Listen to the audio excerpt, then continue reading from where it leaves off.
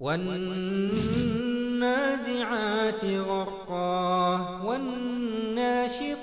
نشطا والسابحات سبحا فالسابقات سبقا فالمدبرات أمرا يوم ترجف الراجفة تتبعها الرادفة قلوب يومئذ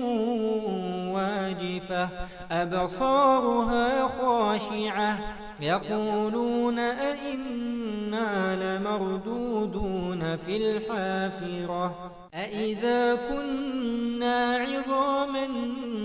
نخرة قالوا تلك إذا كرة خاسرة فإنما هي زجرة واحدة فإذا هم بالساهرة هل أتاك حديث موسى إذ ناداه ربه بالوادي المقدس طوى اذهب إلى فرعون إنه طغى فقل هل لك إلى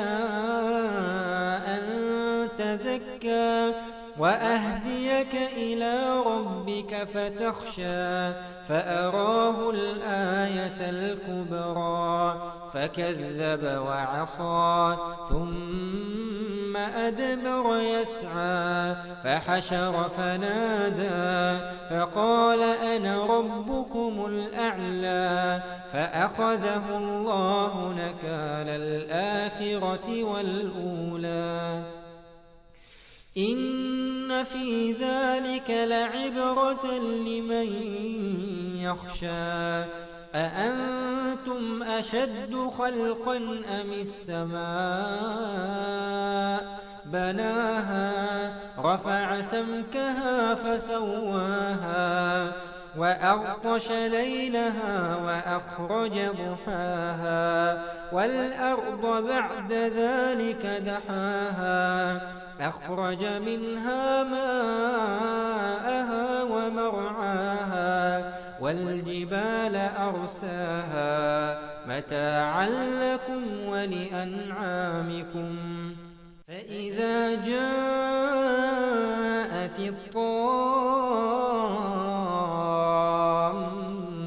الكبرى يوم يتذكر الإنسان ما سعى وبرزت الجحيم لمن يرى فأما من طغى وآثر الحياة الدنيا فإن الجحيم هي المأوى وأما من خاف مقام ربه ونهى النفس عن الهوى فإن الجنة هي المأوى يسألونك عن الساعة أيان مرساها فيم أنت من ذكراها إلى ربك منتهاها